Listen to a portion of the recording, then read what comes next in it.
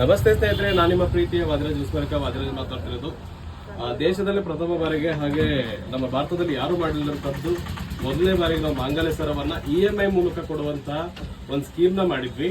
So ಆ scheme ಅಲ್ಲಿ ಇವತ್ತು ಡ್ರಾ ಅಂತ ಹೇಳಿದ್ವಿ ಎಲ್ಲರಿಗೂ. ಇವತ್ತು ಡ್ರಾ ಮಾಡ್ತಾ ಇದೀವಿ. 12 ಗಂಟೆಗೆ ಮಾಡಬೇಕಾಗಿತ್ತು, ಅರ್ಧ ಗಂಟೆ ಲೇಟ್ ಆಗಿದೆ, ದಯವಿಟ್ಟು ಸಾರಿ.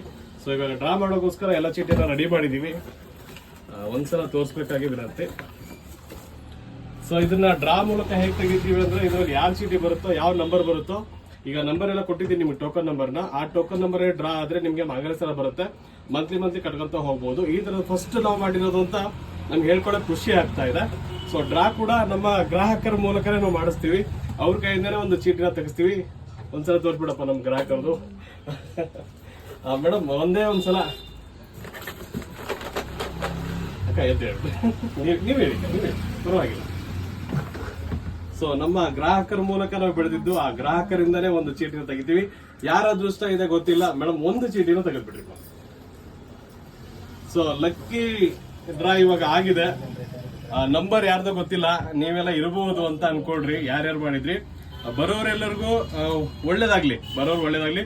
ಬರದೇ ಇದ್ದವರು ಕೂಡ ಪ್ರಯತ್ನ ತಪ್ಪಿಸ್ಬೇಡ್ರಿ, ನೆಕ್ಸ್ಟ್ ಮಾಡ್ತಾ ಇರಿ.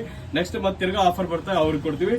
ಸೊ 32 ನಂಬರ್ಗೆ ಈ ಮಾಂಗಲ್ಯ ಸರ ಹೋಗಿರುವಂತದ್ದು. ಮಾಂಗಲ್ಯ ಸರವನ್ನು ಕೊಡ್ತೀವಿ ಅಂತ ಹೇಳಿದ್ವಿ, ಆ ಮಾತನ್ನ ನಾವು ಉಳಿಸ್ಕೊಂಡಿದೀವಿ. EMI ಮೂಲಕ ಇಡೀ ಭಾರತದಲ್ಲಿ ಯಾರು ಮಾಡಿಲ್ಲ, ಫಸ್ಟ್ ಬಾರಿ ನಾವು ಮಾಡಿದೀವಿ. ಸೊ ಸಕ್ಸಸ್ ಆಗಿದೆ. ಇವ್ರಿಗೆ ಒಳ್ಳೇದಾಗ್ಲಿ. 32 ನಂಬರ್ ಯಾರು ಟೋಕನ್ ಕೊಟ್ಟಿದೀವೋ ಅವ್ರು ನೇರವಾಗಿ ಬಂದು ನಮ್ಮ ಹತ್ರ ಬಂದು ಮಾಂಗಲ್ಯ ಸರ ಇಸ್ಕೊಂಡು ಹೋಗ್ಬೇಕಾಗಿ ತಮ್ಮಲ್ಲಿ ಧನ್ಯವಾದಗಳು.